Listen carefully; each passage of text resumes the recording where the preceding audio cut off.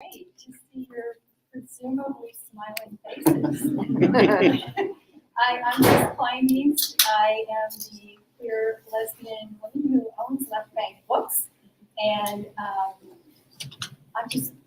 haven't been out in public like this in a while, so it's pretty amazing.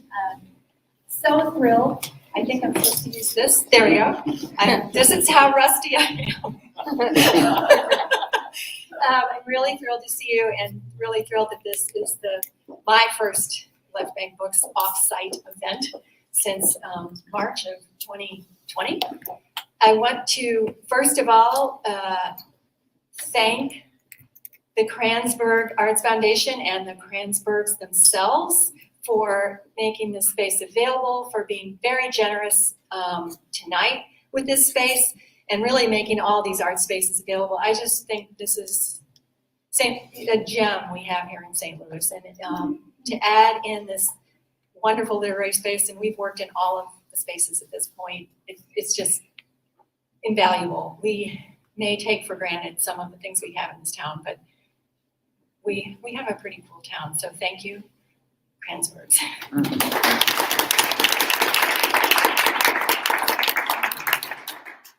Left Bank Books is open. I don't know if you know that. We have been open for browsing now for a year, and still doing our curbside service, and you can shop, of course, online 24/7. We are open, and we're able to do this because of you, your generosity, your decisions to support locally owned businesses, queer-owned businesses. What you do, it makes a tangible difference in your community. So I thank you for your really whole community for that. We have a lot of events. A lot of them are still streaming. I'd like to acknowledge that we have some audience in the little camera there. Thank you all for your tech patience with us. And virtual, we have a lot of virtual events still. This one is actually a hybrid event, virtual and in person. I'm going to jump right in here and get this going. I'm going to sit down now. I was worried about the lighting and the camera, actually. So Jessica Baran is an art writer, poet, and curator, and I think the first time we got to work together was in 2013 with a reading from her book, Equivalence. Mary Jo Bang described the poems in that collection as distinctive, inventive, intrepid, and discerning. Jessica is the author of 3 poetry collections, and her art reviews and essays appear regularly in Art Forum, Art in America, and Burnaway, among other publications. In 2021, she was the recipient of the Andy Warhol Foundation Arts Writer Grant for short form criticism. Her work is included in the forthcoming anthology Stories of Resistance, which is coming out at the end of March, and we have it available for pre-order. And I'm especially excited to finally be able to celebrate the publication of one of Jess T. Dugan's books with them. Their work feels so personal to me in many ways.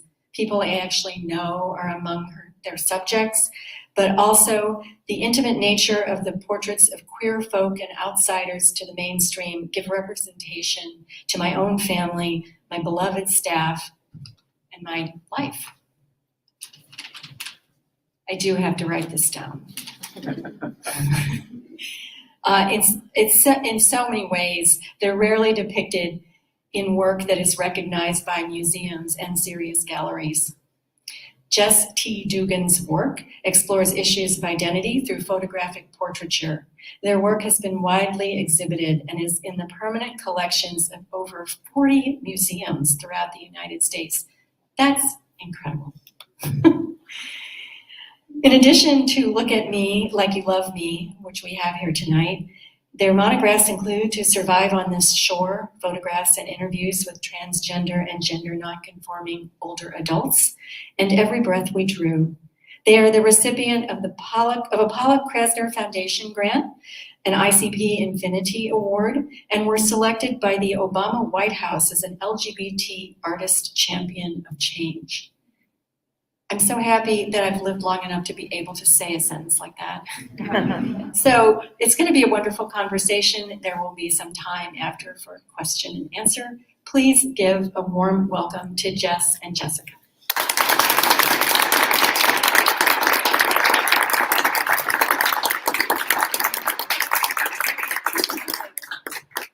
That was the COVID, I'm not sure if we hug now moment, so Yeah. sorry. Normally we would hug. Hi everyone.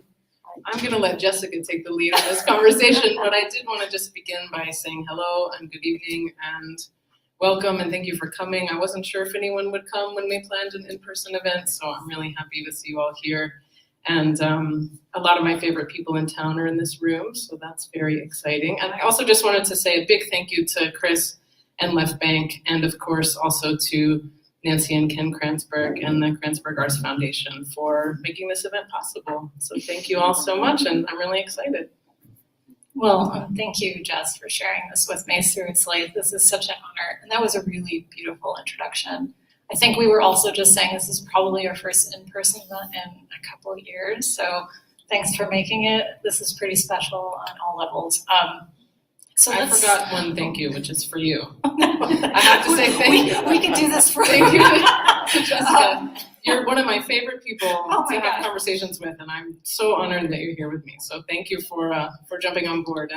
And also to the audience, I'm going to try to hold a microphone and read from a book, which I've never done before. So I normally just have pictures. But. Well, the feeling is mutual. And we will start simply. So just tell us about this book. How did the project come about? How do you see this fitting in with your recent work? Again, you just had this amazing show at the St. Louis Art Museum of photographs, some of which are included here, but this is a distinct project. Sure. So this book, it's called Look at Me Like You Love Me, and it includes recent photographs and text pieces. My work as a whole centers around portraiture, looking specifically at issues of identity, and I've looked really intensely in the past at issues around gender and sexuality. In this book, the photographs are mostly from the past few years. There are a few older ones, but they're mostly from the past 3 or 4 years. And it is part of a longer body of work that I've been making for 11 or 12 years. And I really consider the photographs in this book my soul work. They're the way that I connect with other people. They're the way I understand myself. It's a long-term, ongoing, primarily portrait project. One thing that I know we're going to get into that really differentiates this is this book includes personal texts. It includes personal writings. And all of those came to be during a very specific period of time, which we're going to double down on in a little bit. But I very much think of this book as a kind of visual poem. It alternates between the texts and the images, and there's a kind of lyrical rhythm to the way that it's put together. And it's very much about me. It's about my own identity. Some of the texts are about my own stories, my own memories, making sense of things. And it's a very personal meditation on a lot of topics that we're going to get into: relationships, intimacy, loss, the potential for loss. So, and how it situates within my work, this is my 3rd publication, and most recently I made a book called To Survive on This Shore, which was a series of photographs and interviews with transgender and gender expansive older adults. And that project was shown widely and received widely, and I really loved that moment, but it was very outward looking and very documentary. It was about telling other people's stories. And this book is very much about me and telling my own story, and I really took creative license around that angle of storytelling. So for me, that's how it really differs from previous work. No, and I think that relates to my next question, which is, so within the kind of textual apparatus of the book, which does make this distinct, this does operate very differently than photographs that you would see in a gallery that do not necessarily have textual information around them. But a repeated motif is this notion of owning and claiming. And I'd really like to think about what that specifically means and maybe point to a particular passage within the text that is literally calling that out. Sure, yeah, I've selected 2 passages to read, and this is really fun for me because I have been primarily a visual artist, but I go to a lot of readings by writers and I see them read from books, and I've always been a little envious, so now I can read from a book. But Yeah, just I guess to answer the question more broadly, the idea of owning and claiming is really important in my work. And I think of it in terms of like owning your own identity, but also like claiming another person, and not in a way of ownership, but in a way of like, this is who I am and this is who I love, and having pride around that. And these are my people, this is my community, a sense of owning in that way. And in a lot of my portraits, it's especially of two people, I often have one person looking at the camera and one looking inward. And that's my way of playing with that, kind of asserting an identity outward, but also having this inward kind of intimacy and saying like, again, this is who I am, this is who I love. And that goes through this book. So I'm gonna read you two passages, and I wish I could show you the book more, but I guess you can see in person. But the text is kind of spaced throughout the pages, so they have their own space. So I'm gonna read two passages. You pull him close, his head resting on your chest, eyes closed. Your skin glows golden. Your gaze is direct, open, gentle. I have always been drawn to the owning, the claiming. This is who I am, you say, and this is who I love. It is not easy being you and me. The world pushes against us, asks us to roughen the parts of us that are tender, requires us to code switch and self-protect. We spent a lifetime learning that what we know to be true is not what others hope for. But the pull is too great, the cost of turning away too high. And so we forge ahead, shoulder the loss, embrace the growth. We find one another somehow and learn to name ourselves, to embody our truths and own our desires. We act as mirrors, reflect each other, see ourselves anew. What is it I have been looking for all of these years? What am I chasing? I want to be close, but I also want to become. I want you to reflect all of the parts of myself I find it difficult to name, to exist for a moment solely in the space between us. I want to see myself reflected in you. Over and over, I invite myself in. Let me look at you, I say, closely, quietly, for a long time. Let us fall into a rhythm, my photographing in lockstep with your breathing, my attention astute. I will hold your tenderness, honor your struggle, respect your strength. All of this time in bedsheets and bathtubs, in fields of violets and prairie grasses, in intimate gazes and gentle gestures, I have been looking and creating space for myself. Thanks. So I love that we're doing this and hearing these passages. They're so powerful. But again, I think so much you can pull out of that. This, not only, again, the naming, or rather, not only the owning and claiming, but the naming seems very specific. There, I think, is another passage where you talk about this idea of naming the body. And so this kind of conflation of like claiming, naming, and a sense of ownership, which I think what feels really distinct is that it isn't, this is a relationship of consent. I think that that's also what seems really key to how the dynamic of that language is being used. And I feel like it also digs in and essentially kind of like queers and shifts how that language has been used in photography for so long, which has not always been in a positive light, if that makes sense. And maybe you can talk about why you might have been deliberately kind of engaging that language. Sure, yeah. So I guess to the first part of that comment, and also just thinking, even Chris, in your introduction, talking about seeing your family and your community represented. I mean, I think for me, when I was a young person, I looked to photography to see myself. I didn't see images around me that I could relate to. And so the process of seeing myself visualized, represented visually, was incredibly important. And going back to the owning and claiming point, I think, in the passage I just read, there's the part about sort of learning to name oneself. And I think all of my work is informed by my own experience coming of age as a queer person and as someone who was gender expansive, gender nonconforming from a very early age. And so I think that there is this interesting dance between being seen by someone else as you truly are, particularly when that is not something that is supported on a more mainstream level, and how that can so deeply validate an identity. So that's really embedded into my work. And then I think, in terms of the consent piece, the way that I work is so collaborative, and Actually, quite a few people that I have photographed are here, so that's you can maybe echo, or I hope you echo.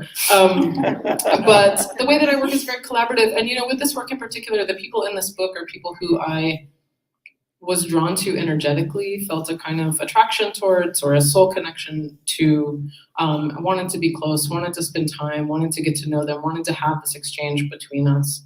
And so the element of consent and collaboration is really key, and I think is actually an integral part of the work. My work my photographs wouldn't exist unless the person that I'm photographing is all in with me and is really interested in going to an emotional place with me and making something very specific together. So in some ways, I think of these photographs as really slowing down a moment, or slowing down kind of psychological space, and creating this moment of quietness where you can engage on a deeper level. You can go to a deeper level of intimacy than I find it easier or possible to do in a kind of quicker setting. Oh, I love that. I think that it also is a really lovely way of thinking about the kind of body as text, and the whole body of the book essentially functioning and playing on that interchangeable language. So I think this is related, actually. The way that the text then is implicating a subject is very expansive, again, to use your term, and specifically in the fluctuation between the uses of you and I. The address in the book is addressing the reader. The I is often, again, indeterminate and not necessarily correlating with the image adjacent to it. As Jess and Chris has alluded to, I know some of the subjects of the photographs, so I know to, at least to a certain extent, when they do or do not seem to align with who's being spoken about. But it again feels like a very deliberate and a really beautifully expansive choice, and I'd love to hear more about that, and maybe have you read an example. Sure, yeah, I'll read a couple examples too. And so when I wrote these texts, so I mentioned the photographs are from the past 3 or 4 years primarily, but all of the text was written between March and September of 2020. So it, for me, came out of 2021. So very recent. For me, came out of a very specific moment in time where I was doing a lot of self-reflection. I was thinking a lot about relationships. I was thinking a lot about what makes a life meaningful. I was minding my own memories. For me, in my estimation of how these texts work, there are 3 kinds of categories. And one is a longer telling of a memory that's about a specific person or story.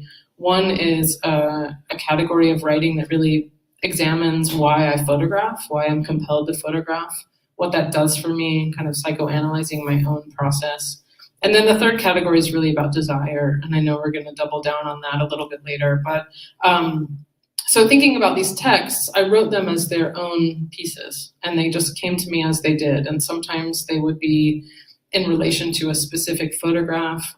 Sometimes they would be a memory about a specific photograph. Sometimes I would photograph someone and then immediately write a text.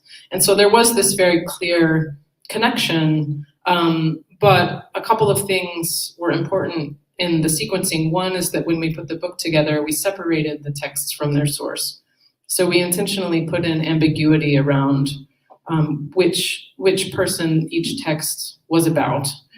And then also in the writing, this is more directly to answer your question, the person I'm writing to changes. So if I say you, it's very clearly a different you in each piece.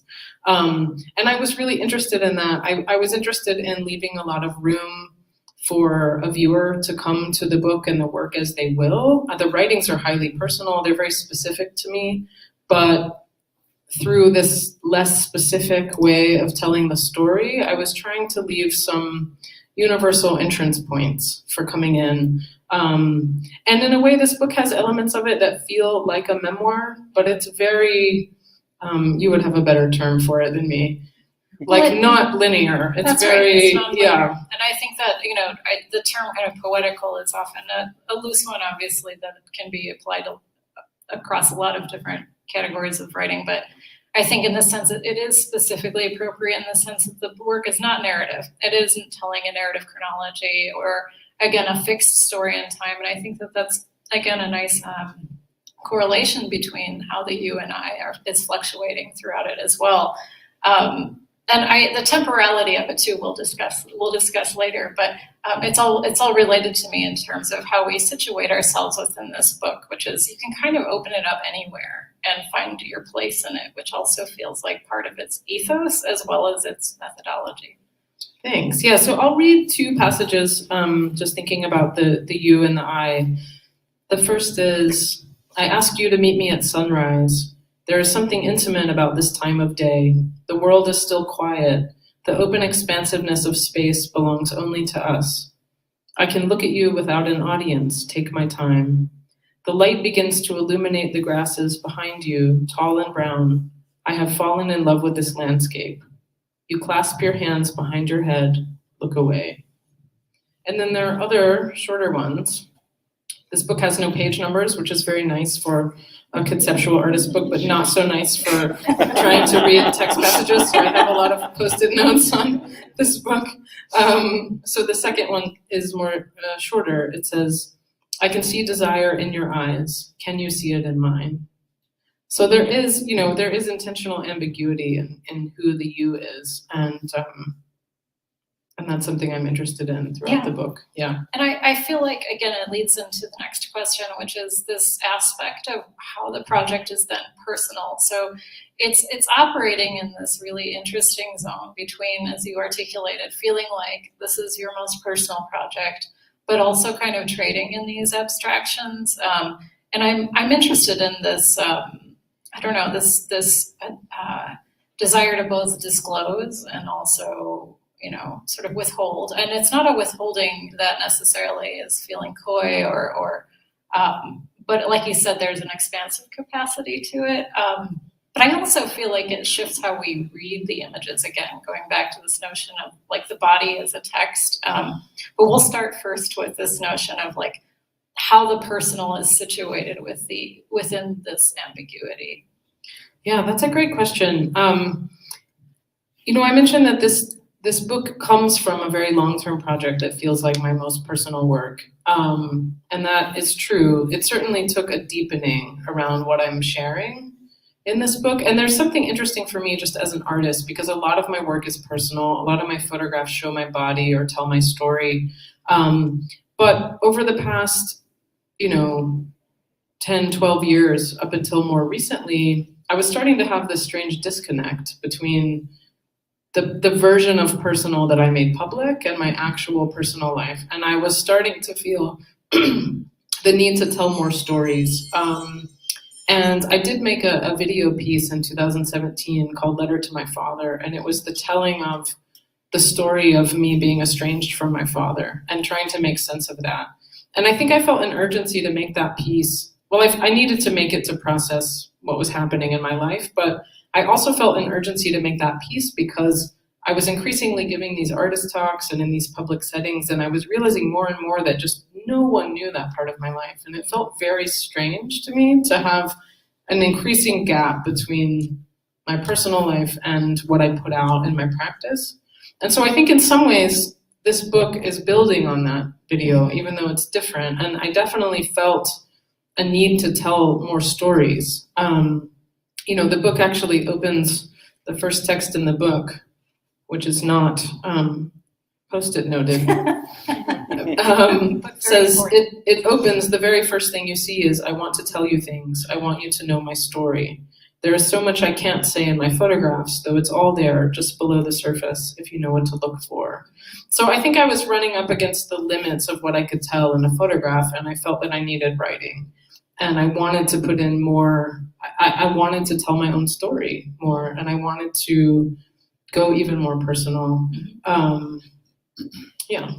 And let's see. Okay. Post-it note number 4. Well, I think that's related to this idea then of, again, reading the body, because I think the passage that you're going to read is, actually, this is slightly different. I was thinking about, about something else. You read passage more. Well, here, I'll do this one first, and then, we have a plan, and then we're trying to stick to it, but we'll see. We might go off course here. I mentioned some of the texts are mining my own psychology, and this one is in that vein. When I was a child, I obsessively photographed the things that were important to me. Even then, on a visceral level, I understood that everything could disappear, that I could lose the things I love at any time. Having a photograph felt like a safeguard, a way to keep it all with me, no matter how turbulent and unpredictable the world became. From the very beginning, photography was my anchor. Without it, I would be lost. The accumulation of images is a complex and beautiful web, a hand-drawn map I'm creating as I go, so no matter how lost I may get, I will always be able to find my way back home. And then I have one more text in that vein. Photographing takes all that I have. When I am finished, I am exhausted. I look closely and intensely. I read your energy, responding to what you bring into the room, aware of what my own presence contributes, focusing on my breath, my voice, the words I use, looking at the details. Are you holding tension in your fingers, your forehead, your jaw? Are you able to let go of your awareness of my camera? How long will that take? Are you nervous? What are you thinking about? Well, I feel like that actually touches on this idea of the archive, which, again, we can address non-sequentially, but this impulse to want to, again, claiming not only as a way of seeing oneself and kind of creating an identification with the subjects that you're photographing, but also this way of trying to hold on to a potentially fleeting, something that may pass at some point. Again, this kind of imminent sense of loss that I think weaves its way through the book. So the personal dimension that at least is being identified in those passages is all about a kind of sense of imminent potential loss. But I also, though, want to return to this idea of the photograph, though, somehow, again, being to some extent illegible or legible through the notion of reading the body. And there are two passages that I know that we had kind of we had spoken about, which is one which does actually more closely allude to an image in the book, which is of Kai, and then also another and specifically of Jamie. And this idea of the sort of scars that are legible on their body and what they indicate, not only in terms of personal experience of the subjects, but also in terms of how they identify them in terms of gender. And, it alludes back to that opening passage. It just depends on if you're looking at it closely enough, who does not see and read these bodies in particular ways creates different kinds of intimacies in publics that I think is really beautiful in this book. How you're reading, for instance, these scar lines, I think, is a way of forging a particular connection, be it about top surgery or be it about, again, the process of a mastectomy. And you can read this particular passage, which is corresponding with the portrait of Jamie and their wife. Sure, yeah, and I think we had two questions in there. I'm going to hit the first one first. But thinking about, like, when you mentioned the archive and creating this in a specific moment in time, I think that's really important to me. This book very much feels like a record of who I am right now. Even the memories, they're how I understand them right now. And I think I had this really acute sense that was going to change intensely. And I really wanted to harness this moment. Even in the logistics, this book came together fairly quickly. I made the whole thing in under a year, which is pretty fast. And I just had this sense that I was capturing something really of now. And I wanted to do that.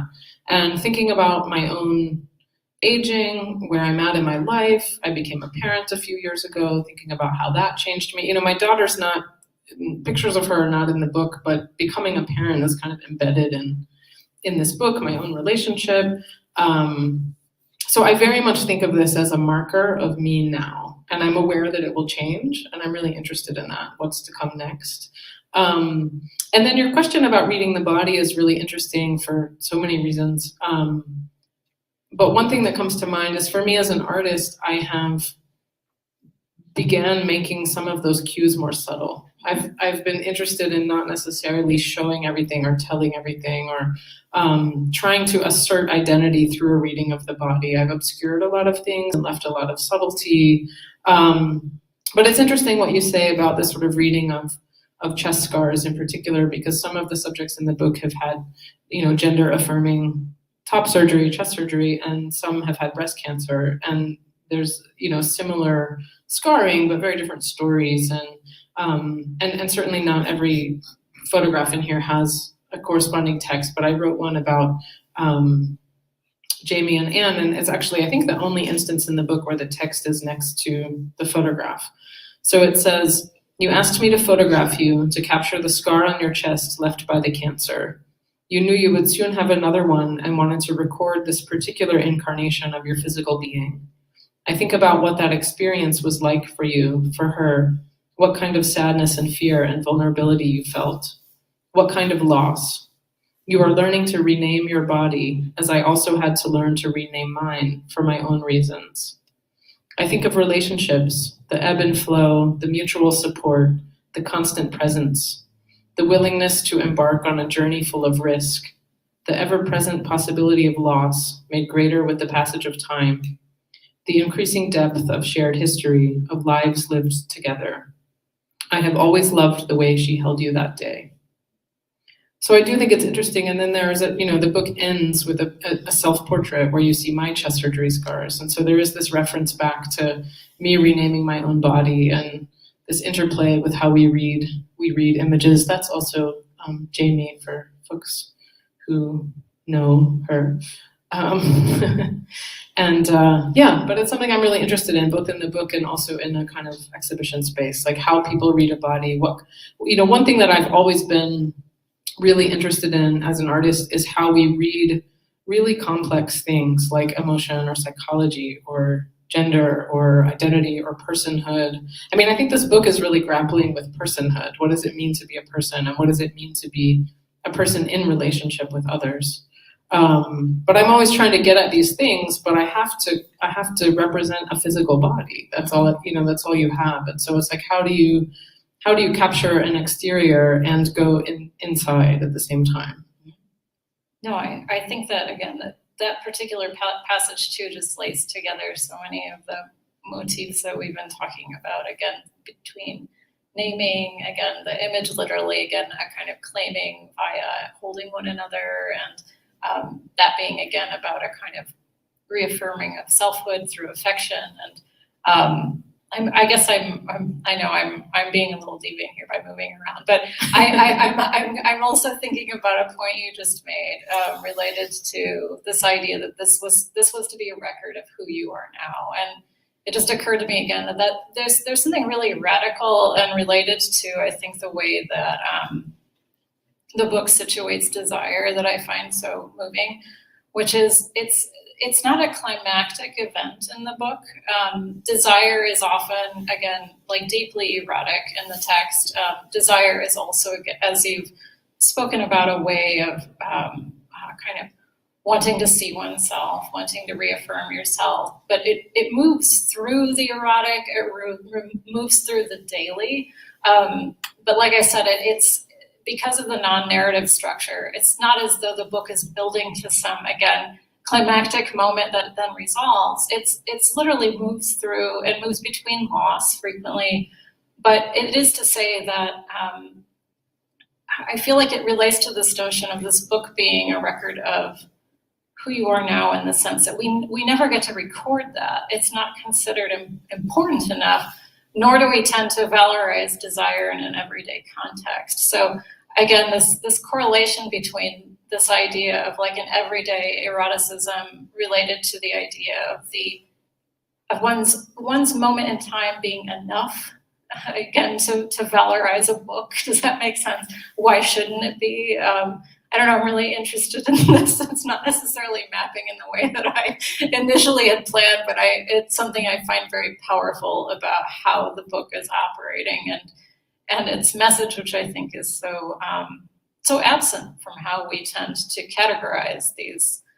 What constitutes an important life moment? What constitutes when and where desire should be acceptable or in a particular place. Anyway, I think I'm thinking more broadly about it. Sorry.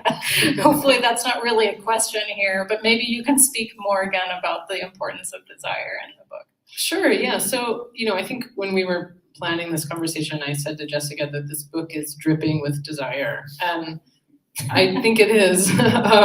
But for me, I've always thought of desire in a really expansive way, in a multifaceted way. There's so many ways that plays out for me. There's, of course, there are things like romantic or erotic desire in the book and in my work, but there's also a desire to look at someone. There's a desire to be close to someone. There's a desire to see how they look at me, how I feel on the other side of their gaze. There's a desire to see how far we can go together psychologically, what kind of space we can get to.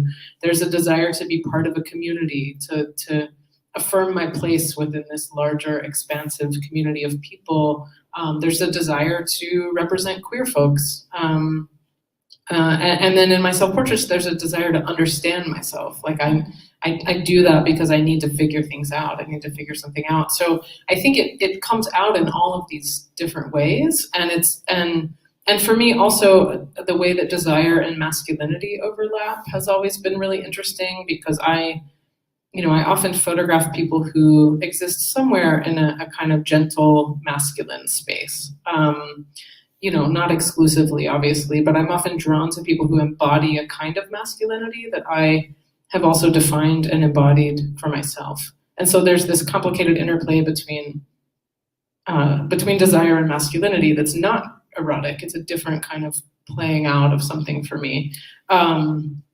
So all of that is there. And I do have a couple of passages I was going to read. I think I had something else I was going to say, but then I just went out of my brain. So I'm going to read. I threw you kind of a curveball there. I know what I was going to say. Making new connections. But there is the passage that does tie back to, again, both this notion that you made a connection to with the gentle masculinity and desire, but also a way of, again, reading the body. And I think there was a passage related to your father's hands that you were thinking about. Yeah. I'm going to back up and for one second. I had one more thought about the desire, which is that I also think about it as coming from queerness, coming from a place of queerness, and how desire can be incredibly validating of one's personhood, and how for many of us we had to fight to feel that moment with another person. So I think my understanding of desire is inherently linked to queerness and how that plays out. I'm going to read a couple passages about that, and then I do have another one that references my father. So in the vein of desire, the first one says, "I awake alone. It is quiet here. I was dreaming of you. The essence of your body and my desire for you are embedded in my early morning consciousness. They start to slip away with the breaking of dawn, replaced by my thoughts, my yearning. Where are you now? Are you dreaming of me too? I am falling for you hard and fast. You meet me here in this place of desire and say simply yes." And then there's one more that's shorter. And it's interesting. This is one I actually had originally thought of cutting because I almost thought it was too explicit, and the publisher put it back in. But it says, "Come, lover, let us seek the spiritual through the carnal." So a very direct address, but also thinking about, and maybe going back to what you were saying about the representation of any erotic desire and how that doesn't always exist. But for me, thinking about it also on this spiritual plane, thinking about it, maybe reframing it in a way that we don't often see it presented or talked about, but thinking about it as a way of connecting on a transformational level, on a deeper level. Absolutely, and it feels very important to how the book functions, and that literally is just a single line in the middle of the text, and then it moves on to other subjects. And so this is something that is a part of our everyday that feels like, I don't know, a really important way in which not only the images, but also I think your sensibility in framing them with the text is operating in the book. Thanks. So I think, so you had asked about linking the masculinity and also the theme of loss. And I think, for me, I have identified that the book also centers around a history of loss or the potential of loss. And that's pretty present in the book. And I think in some ways that manifests as difficulty, but in some ways that also manifests as an urgency to live authentically and in the moment, because there is, you know, for whatever reason, and I've psychoanalyzed myself and have had a lot of therapy. I'm very aware of this. I've always lived with the sense that things could end or change, and that's really present in the book. But the flip side of that is a kind of beauty of being really alive, or working to be really alive. And then there are some specific stories about loss as well. So I'll read this one. I have my father's hands. They are smaller but nearly identical. A daily reminder of my connection to a man who was never able to make space for me, to accept the complexity of who I am. I was always half welcome, able to remain so long as I kept the most vital parts of myself tucked away and promised that my needs would remain unspoken. My father did not love me unconditionally, and his conditions required me to suppress the most foundational parts of myself, the parts that make me feel alive, and so I had to let him go. Thank you. It's beautiful. I love how you pointed out the connection between the hands, and in that particular page, the emphasis on hands and the image, which again, there's the kind of claiming and identification is also in the motif of the hands literally holding throughout the book, which is really powerful. And I think though that connects to other imagery as well that we've discussed that also references this sort of temporality of either again a kind of desire to, or rather a call to kind of seize living in the moment, to live authentically, which is also coupled with this idea of imminent loss. And namely in the motif of flowers that occur throughout the text, and also the recurrent references to sunrises and sunsets. So these sort of liminal, literal times of the day of a moment of time that's very fleeting, is often located as a particularly private or a desirable moment, not merely for taking photographs, but for simply forging intimacy. And it may be because it is this sort of this thing that isn't going to last. Right. Yeah, and I love that you link the temporality of the flowers and the sunrise, sunset photos. And so I should have mentioned this earlier, but behind us is the full book, all of the photographs in the book in the sequence. So you can see a lot of them were made at really early in the morning, at the very last light of sunset. And I think for me, that did a couple of things. You know, I had been photographing outdoors prior to the pandemic. And I was interested in the landscape. I was interested in this quickly moving light. I was interested in the psychology and emotion of the golden hour, but I was also interested in the way it made me, as a photographer, be very responsive. I couldn't premeditate anything because the light was changing so fast. And the work was so much about how the light was falling on a body in that particular moment. And so it really forced me to be present. And I've been making portraits for a very long time, so I felt like I hit almost a rut where I could, go into someone's home and imagine what I would make before I got there. And that I just had to get myself out of that. So there was this practical reason. And then of course, during the pandemic, I didn't go into anyone's home for, the first full year. And so I was really photographing exclusively outdoors, which was also exclusively early and late.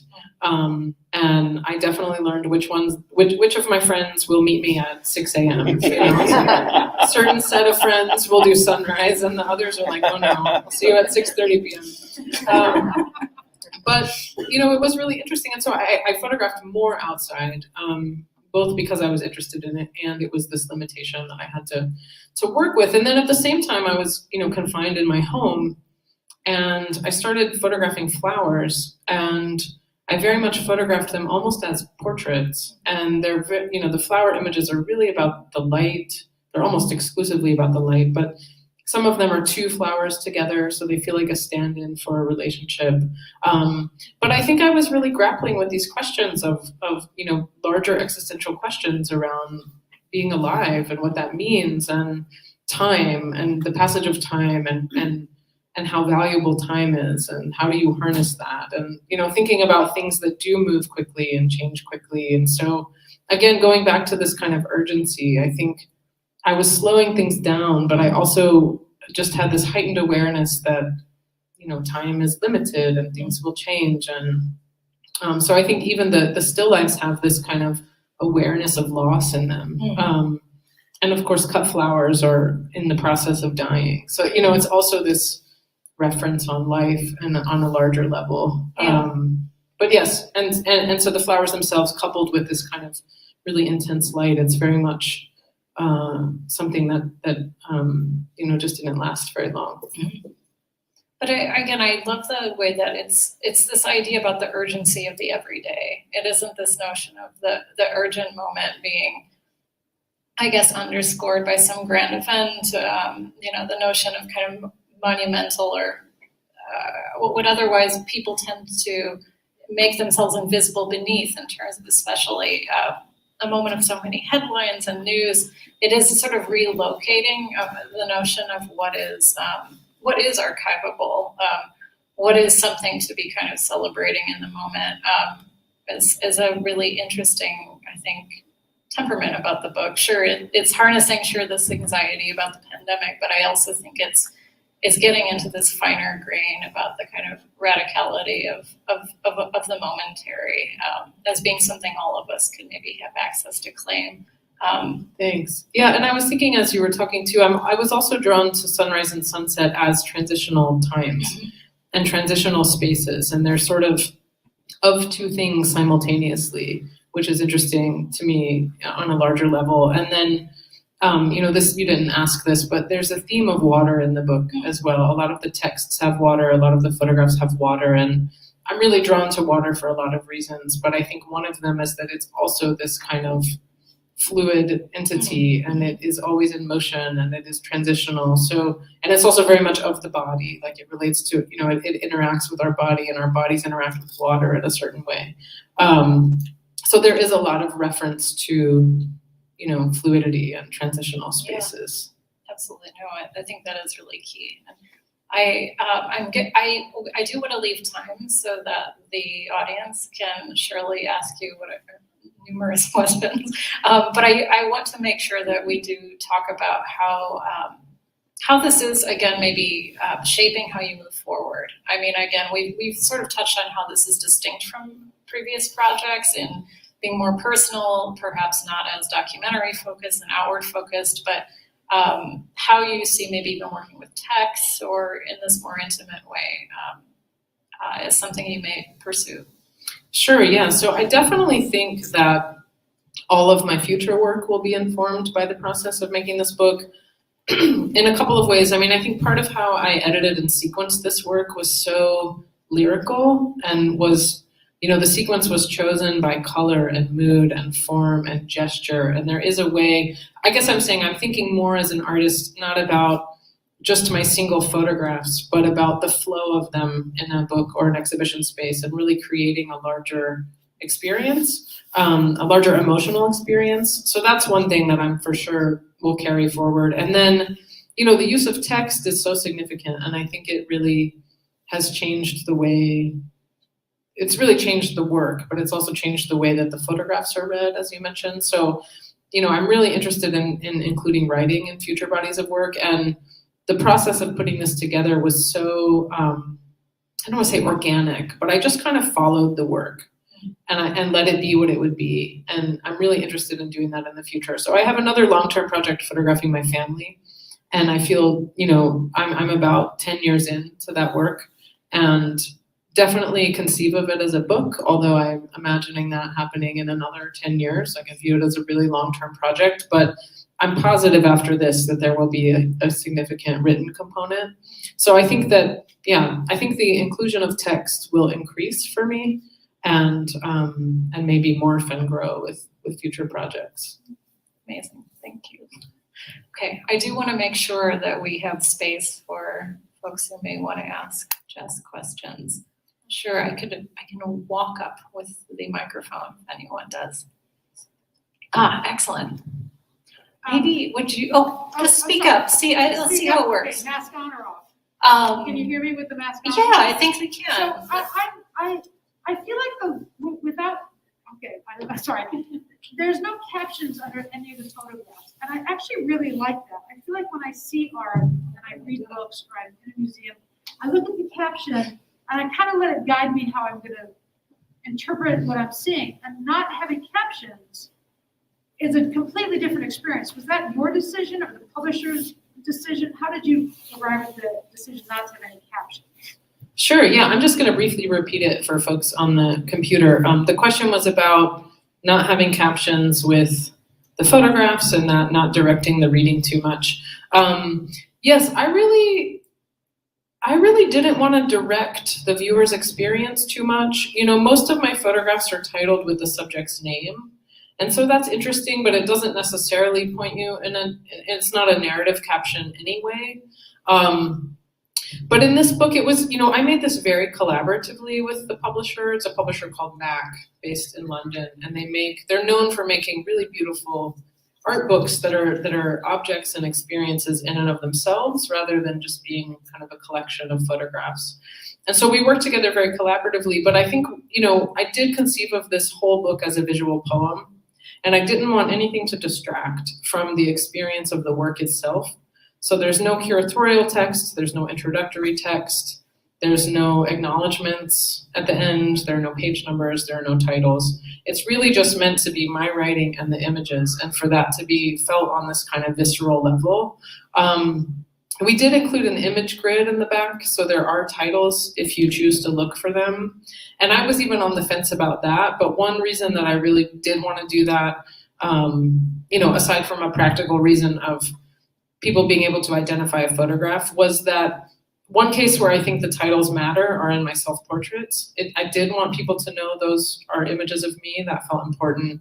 And the book begins and ends with a self-portrait. And so it really locates this as being from my point of view and about me. So I felt strongly about that. But yeah, we reduced all of the text so that you could just really jump into this world of the writing and the images, and have your own experience with that. Also, I have to out you, that's Oscar's mom, who's the cover photograph. And Oscar is one of my favorite people to photograph. And we didn't talk about this explicitly in the questions, but I do often photograph the same people repeatedly over many years. And that allows me to get to a different level of intimacy with them. And Oscar is someone I photographed a lot. In fact, so much so that this photo wasn't in my initial edit because I just had so many of Oscar that I had to take some out. And it ended up being, you know, being chosen for the cover. But I had an abundance of Oscar. We all do.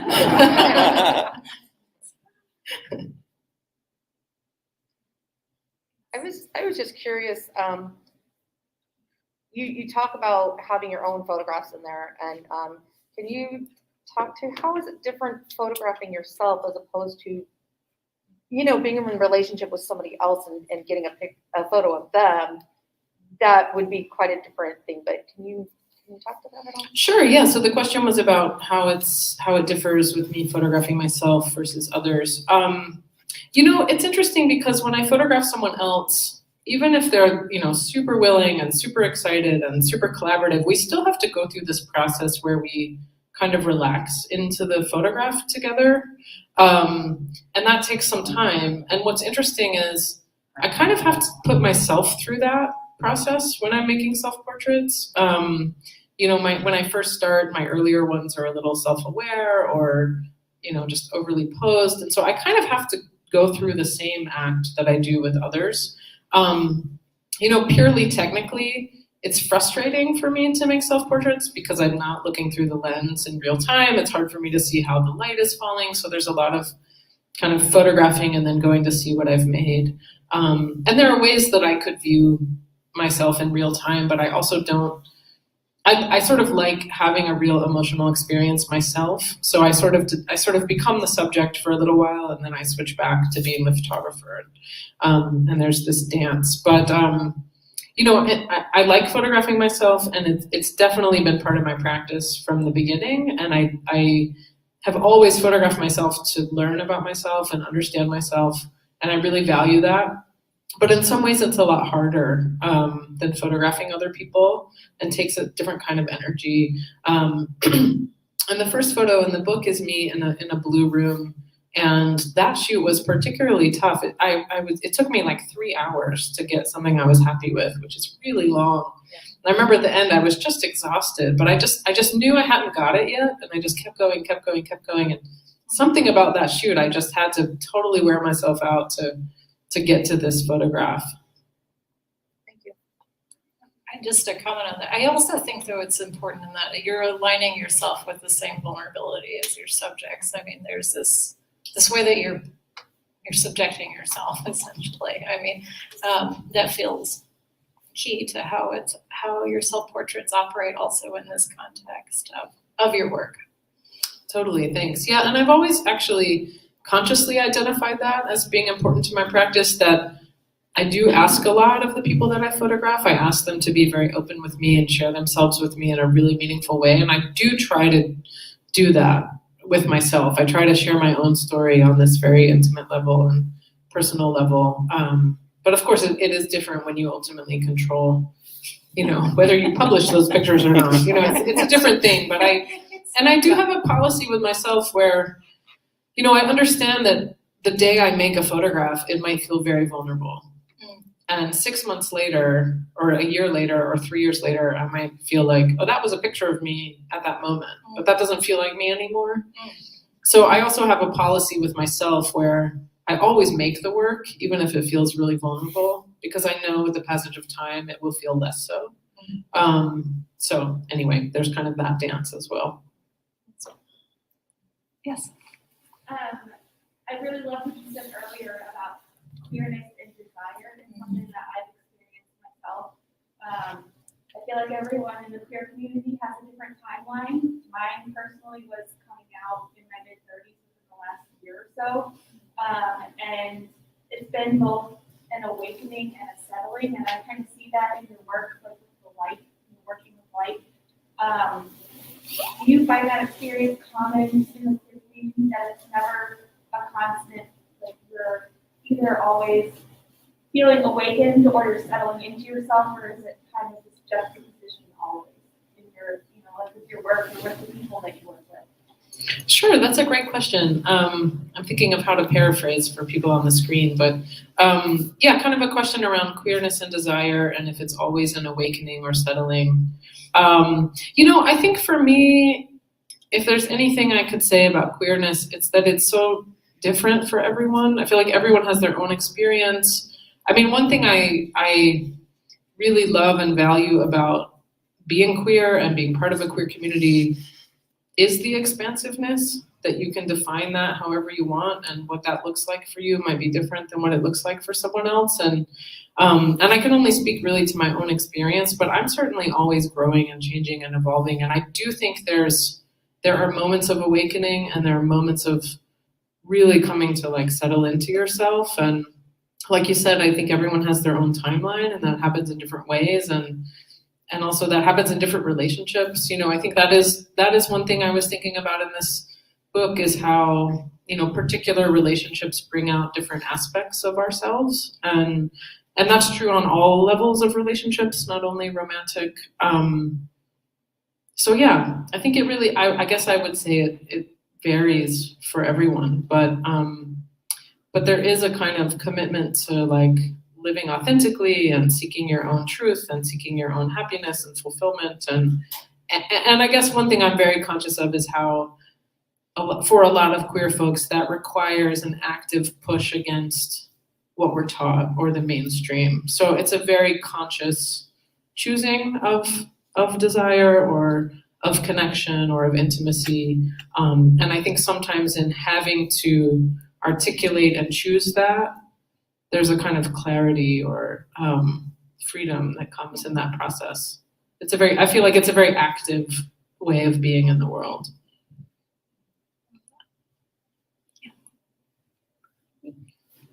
Do you want front? Yes. Hi, yeah, I was wondering if you could talk a little bit more about your still lives. You've already talked a little bit about the metaphoric relationship, but I'm wondering a little bit more about the process, and specifically if in making the still lives, it gave you more space to reflect on or process or engage with the themes in the book, maybe differently than the portraits did. Sure, yeah. So the question was about the still lives both formally and how they provide space in the book and with the portraits. Yeah, so formally, I mean, I'm trying to think how to answer that question. You know, the still lifes in some ways are harder for me to make.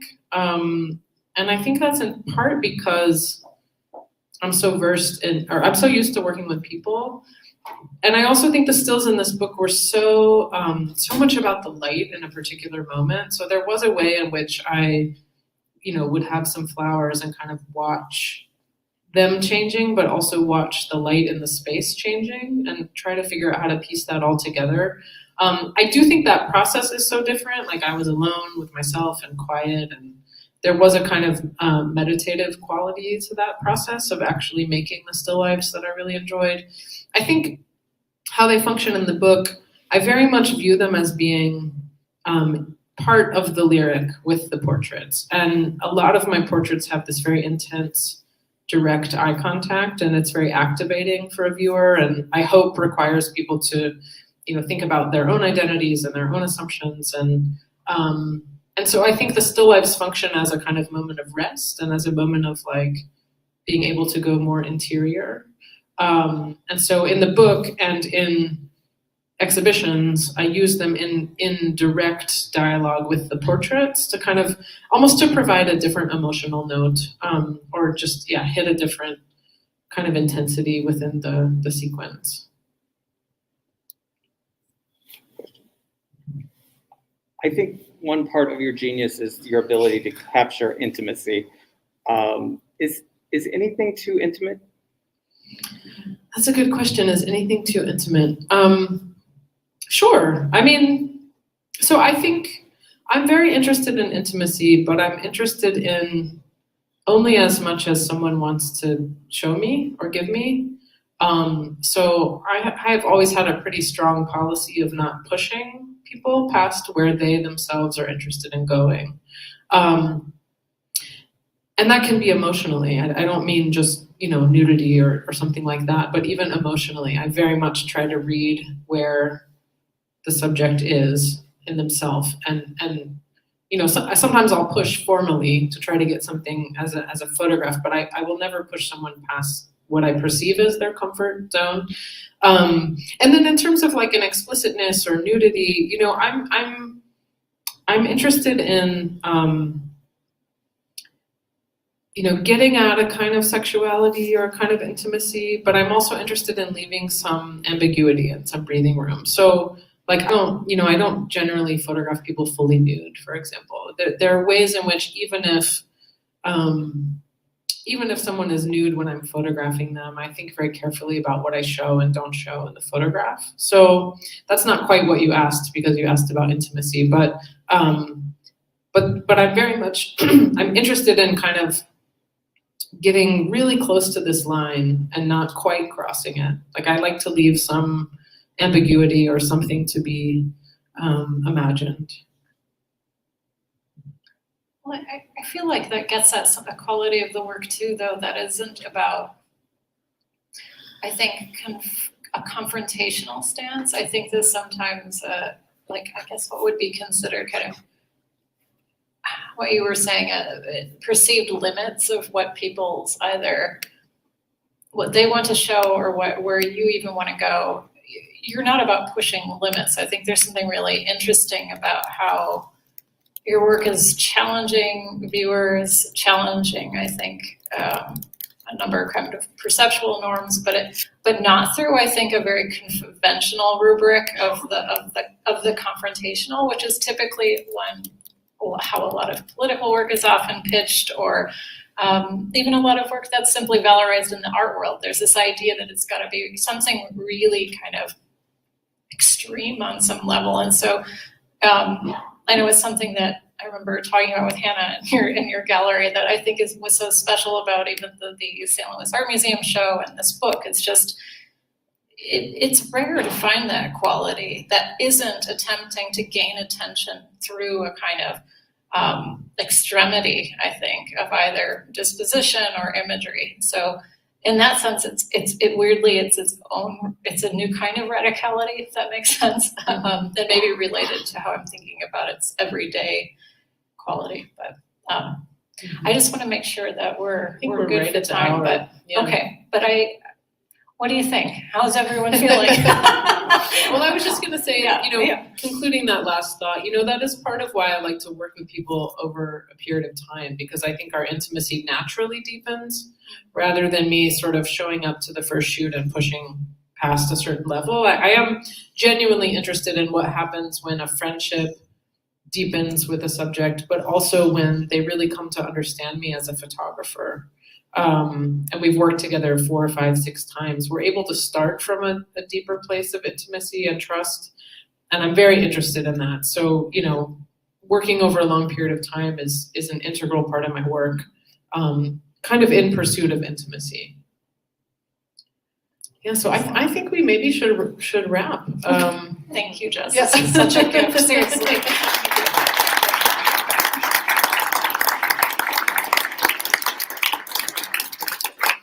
And of course, Left Make has books. I'm going to move over